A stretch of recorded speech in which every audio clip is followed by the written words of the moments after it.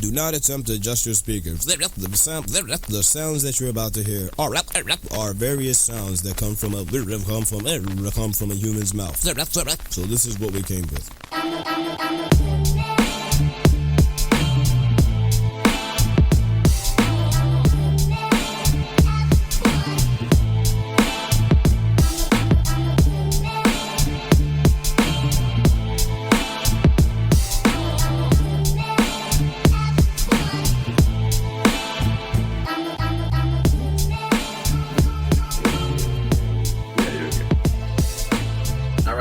What's happening, big dog?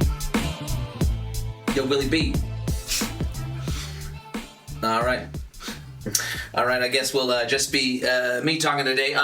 Our guest this morning is the one, the only Wilbur B. Dog.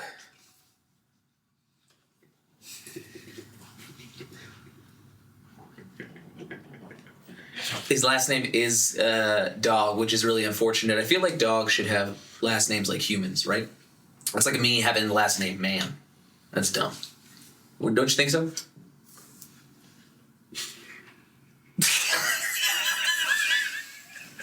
The silence is deafening. It's so funny.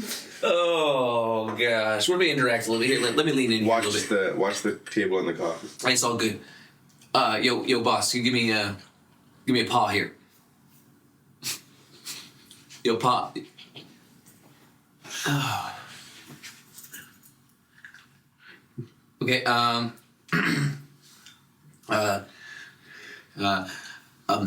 We gotta say some of the keywords. Wanna go for a walk? Wanna go for a walk? Yeah, that's what I'm talking about, man. What's your favorite place to walk, brother? Are you a downtown, like, late at night walker? You like a in the woods walker? Wide open space walker? Do I like other dogs walker?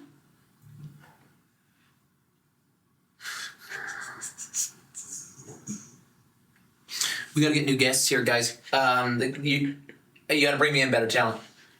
I'm Wilbur, listen, man. Okay, now you do the same to me. Give me a little chin. Give me a little chin. Yeah.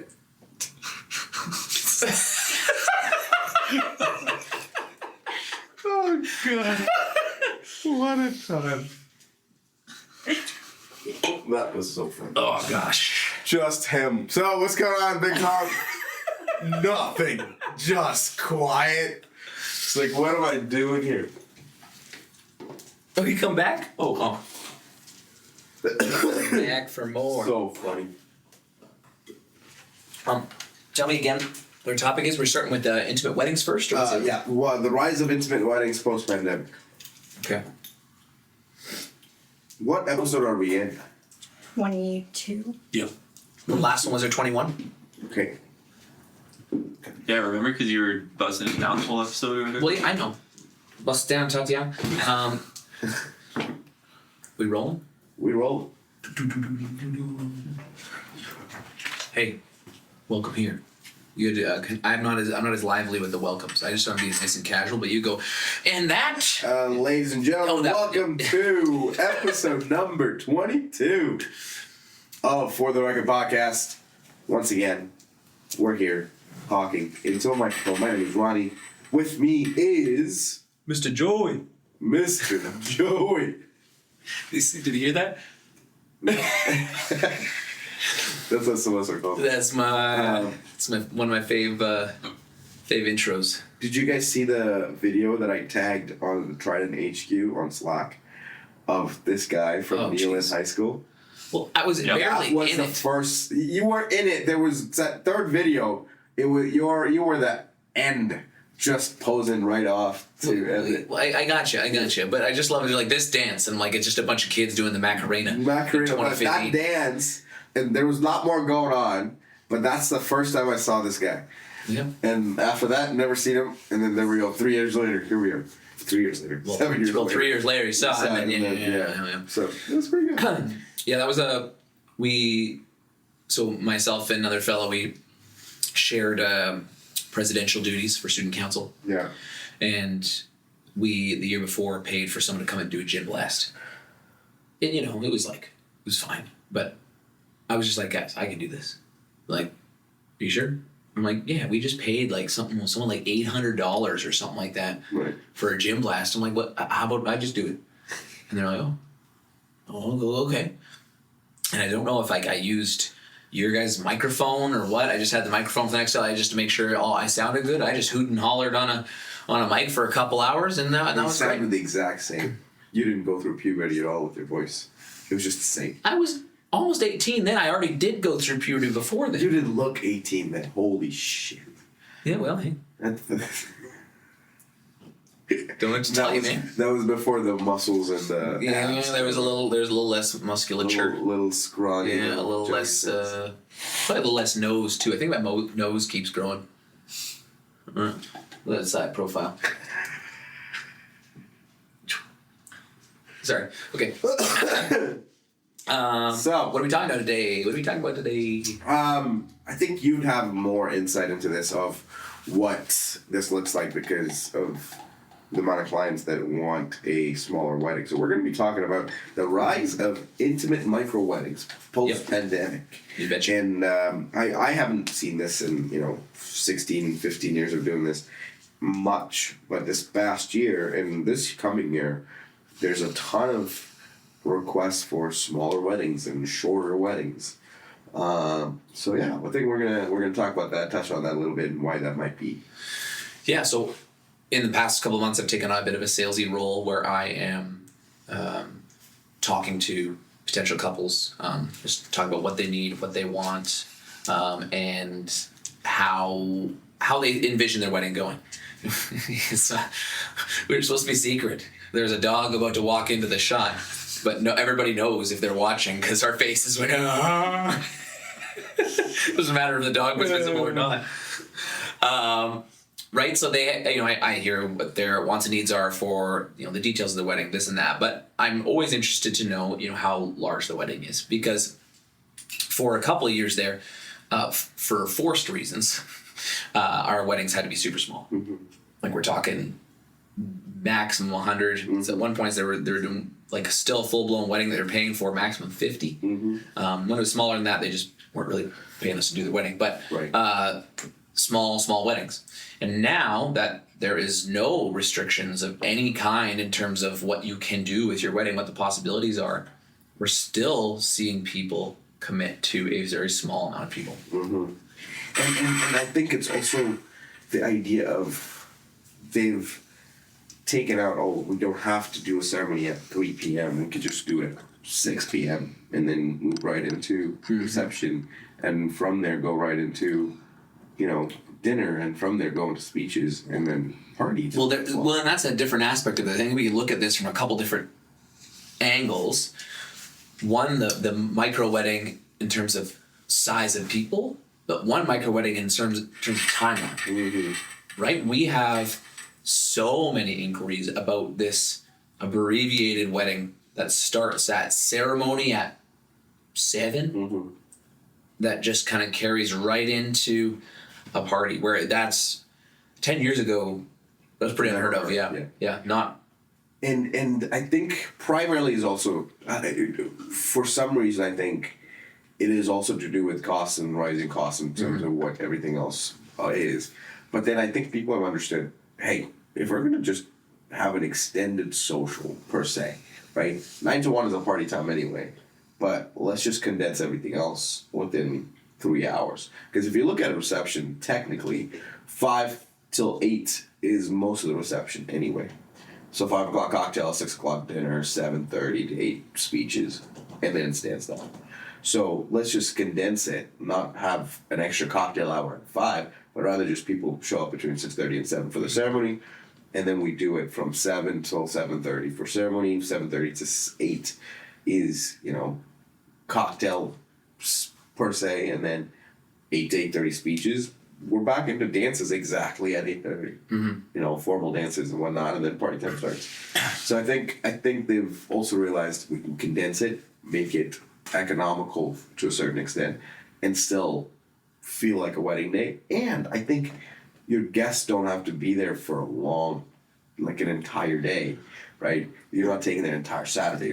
It feels like an evening. Well, we've talked a lot about this in terms of guest experience, right? You mentioned it, Danielle mentioned it in particular, like you guys really wanting to treat your guests or have that being the motivation of what you're about, like the guest experience. And I've never said that exclusively in terms of my priorities, but I will say, doing that where you know what's treating your guests well is not keeping them for a whole 12 hours. Mm-hmm. No one wants that, right? That's just especially when you have kids at the wedding, especially all these things, right? If you can shorten their commitment as a guest, it does so many things, right? It shortens their commitment. It shortens probably lowers the cost to some extent, and allows for just a little bit more creativity within that time. Hey, you have less time, so let's try to pack some more stuff in, which you can. But also saying, hey, like. Making sure you know if they're only going to be there for whatever 5 hours, what needs to be done, what doesn't need to be done, right? Cutting off trimming the fat off of the wedding, right? What doesn't have to be there? I don't think that you should just, based off of our overrated, underrated, all those things that we've talked about, like I don't think you should just like throw away the cake cutting. Like as much as we kind of, scoffed at it a little bit. Like I don't think you should, but like in a situation like this, maybe that's something you do. Open bar, or this and that, or whatever these different things. Like those questions and the answers that we would have to whether those are worth it or not change on a 12-hour wedding day versus a 5-hour wedding day. 100%. And how much you want to go through with certain of those, like our questions become drastically smaller, and that means like you don't have to worry about too much decision making too, right? Wait, hold up. Before you guys get too far into these shenanigans we're about to talk about, here's a quick ad read. Everybody knows that the most important part of your party is the music and atmosphere. And us here at Trident, that is what we're ready to do. Whether it's your wedding social, whether it's your wedding, whether it's a staff party, whatever the function, we are here to be a part of your big day. Okay, all you need to do is contact us. You can do it however, but let's visit tridentmusic.ca, tridenteventgroup.ca, get in contact with us, and we want to be a part of your next party. And what do you think some of the cons are for a smaller wedding? Like, I think we're touched on a lot of the pros, but like in terms of why a smaller wedding is slightly not the greatest fit. Well, a lot of people just feel pressure when it comes down to a smaller wedding on cutting down a guest list. That's the biggest thing, that no matter, even if you were like, I want a small wedding, you're still going to have time. Some people are cutthroat. Right. Some people, give it, who just drop the hammer, cut people down. But like, you just, they don't know where to draw the line. So that is one part of it. Also, I think people just worry still about not being the norm. I think when you make something smaller, you are changing the creative bits. Like something for like, let's hire a film crew. Okay, just talk to someone. We're doing a wedding. It's like 60 people, right? And now they're getting filmed for it, right? They were worried. They're like, is our wedding too small for videography? And I don't think any wedding is too small for videography, but I can understand that, right? A lot of like the big drone shots that we do over top of a family farm that's packed with people. Woo, like those are great shots. Doesn't look the same with 50. Yeah. Right? Different is smaller wedding parties, right? Doesn't have the same hit for photos. Right. A lot of that is just different, and I think it just scares people. And I think that's sort of also when it comes to expectations too. If you've seen and you've like, okay, I would like this wedding and I like the way it was done, or I like these photos, or I like these videos, and I see the way and I like the way it's done. And when you take that into consideration, and maybe even if you know what you're going to get, but your expectations still sort of are comparing that in your head, that's going to be a little not the greatest feeling of, okay, wait, I wanted this, but that's not how this looks, because you've gone down on expectations on what everything is, right? So I think that I think that has to be talked about. Is if your expectations have been about an actual regular wedding and you wanted yours to be similar, but knowing that it's going to be considerably different has to be something that they need to have an understanding on. So you think, cost aside, so if you were planning a wedding and money was no problem at all, and you assuming you had the venue capability, everything, like, whatever, do you think that a larger wedding is better than a small wedding?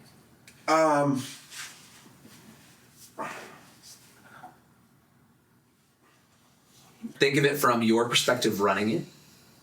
Thinking about it maybe from the wedding party perspective, as a guest. Like, how many weddings, Hayden, you've been to a wedding recently? Not working? No. Never? Okay. Maybe you're a bad example. But like, when you go to a wedding, do you envision it being larger? Do you like Destiny, do you like a larger wedding, smaller wedding? Like, I've only been to one wedding. and was it big? No. It was small. And Yeah. did it feel kind of quiet, empty, uneventful? No.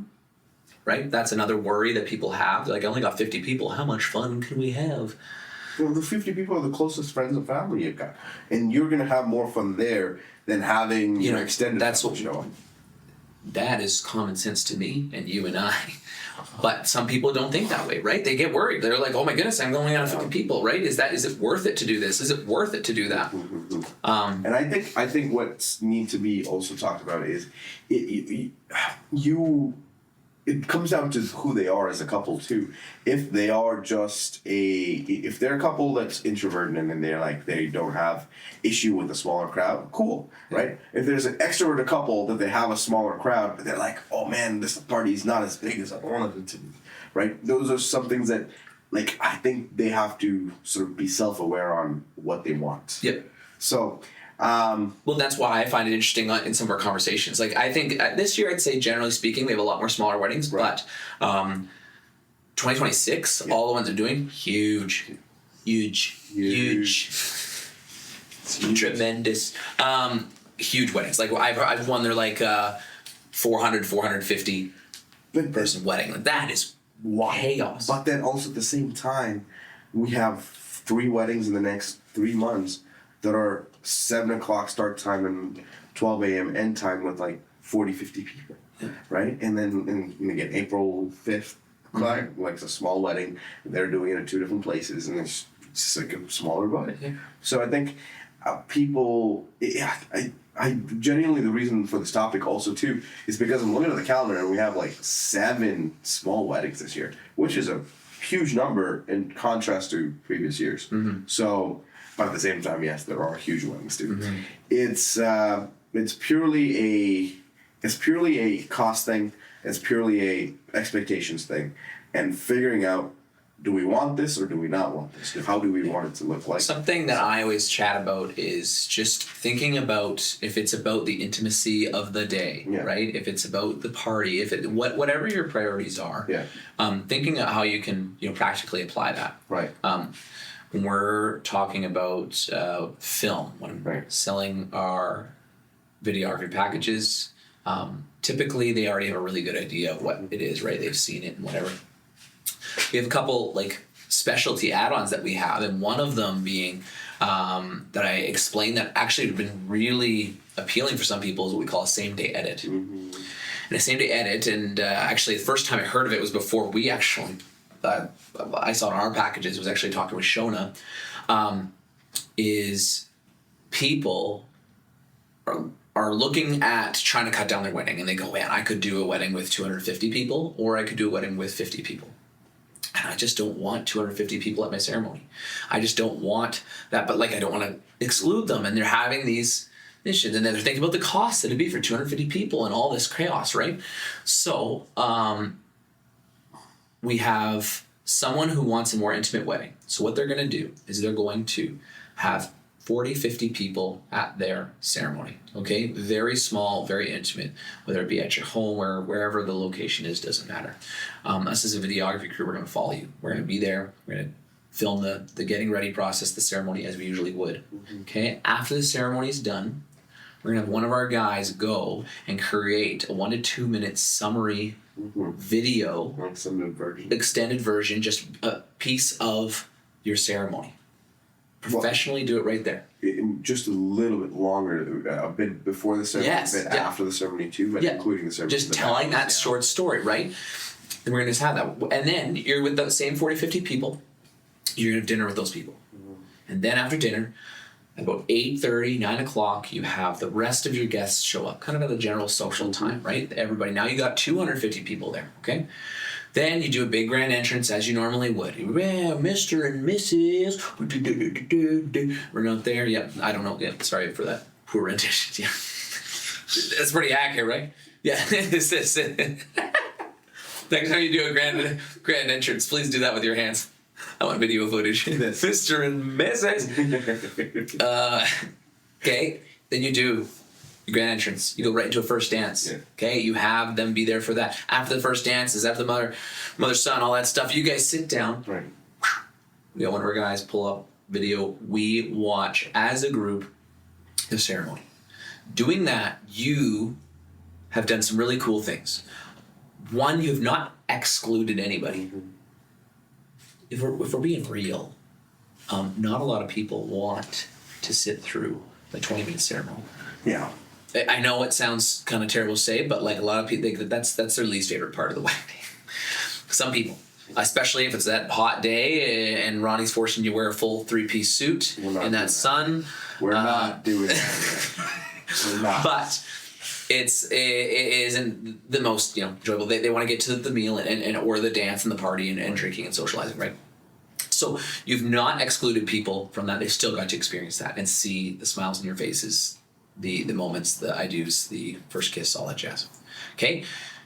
You also are able to cut costs. Now here, hold on a second. What do you mean cut costs? You're paying extra for them to do this whole video dealio. Well, if you've just dropped 200 people from your dinner bill in the travel and all that stuff and the responsibilities and decor that you would need for 200 more people, and you put that to something else, right? You're just like kind of allocating those costs differently. And honestly, it's not even that. 200 people at $28 a plate at the lowest cost. Wait, game, man. No idea. No idea. I tried really. I was hoping it would come to me. No idea. It's still not as much as what it'll be when you try to include them with a little more extra pieces when they show up. It feels like they're part of it, and it feels like they're still part of the thing. Is it about $2,600, Hayden? It's 28 times 200. Is that the? Yes. 5,600. Oh, is that a that's a whole lot. I was just beginning math. Yeah, it's $5,000. That's a good amount of savings. Jeez, why are people so hungry? Forget that. Then you get somebody like me, and it gets even worse. Well, that's why we get buffet. That's why you get buffet. Everybody gets served except for that guy in the back there. He gets free frolic. Yeah, he gets the back. Yeah, the back, please. Yeah. But yeah, it's. I think it's about how you try to still include them if you want to, but it's just being smart in terms of moving that, allocating that budget around and making it happen. And there's so many more ways, dude. Honestly, the internet is full of ideas of how research, folks. How you can keep it fun and interesting for everybody.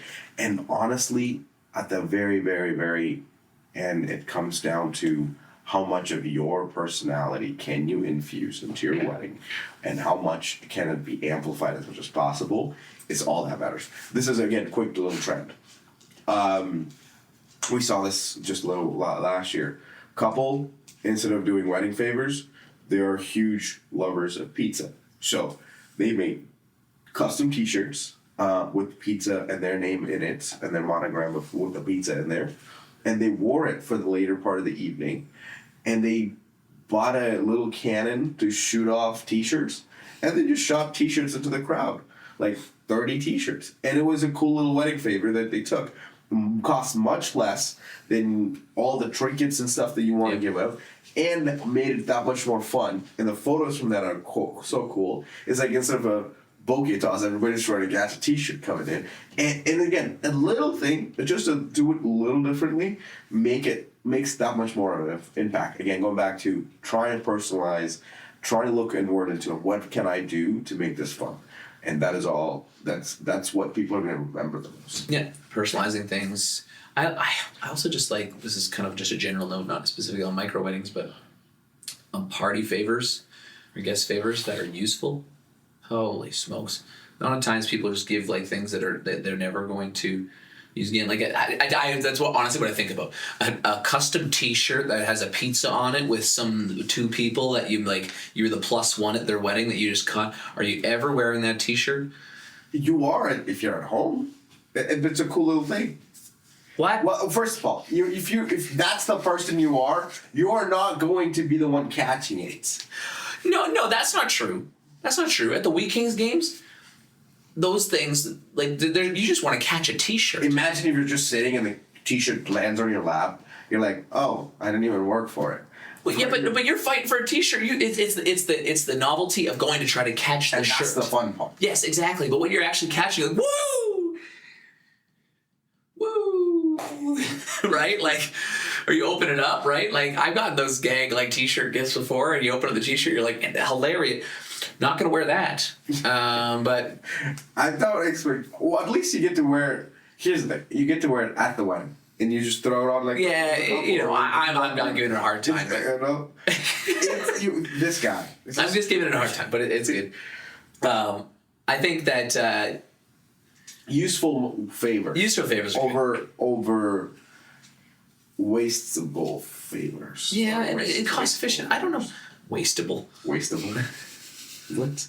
Wastable favors. Wow. Wastable. I'm thinking feastable for some reason. Feastables. Oh my goodness, what's this going to be? Yeah, but I think that these micro weddings. What do you think is better or wiser? What do you like better, the micro timeline or the micro size? I think a micro timeline. I would still have a bigger. If I had to do it, I would still have a bigger size on a micro timeline. Right. That would be my ideal. Just because I would still like to make it a short day for everybody, still have a good amount of energy going into it. But from a cost perspective, 100%, it's a micro size. On a micro timeline, it's just efficient across the board, right? So it comes down to people's style. People's styles, the amount of friends they got. Yeah. And who they like and who they don't. And who they like and who they don't. Micro wedding is when you get to really, really know who your friends are and who your family is. And you go, do I really want to see Uncle Bob and his Uncle Bob? Just throw Uncle Bob under the bus again? Jeez. And the annoying nieces and nephews? Jeez. Yeah. You know, you get to ruthlessly cut it out and they get to know, shit, I'm not that important, I guess. Right? So wedding list is where you can put a line in the sand in your family. Micro weddings is where exactly people know where they stand in terms of importance to you. So, but yeah, I think. What do you think? Start some wedding drama. Do some host some micro weddings.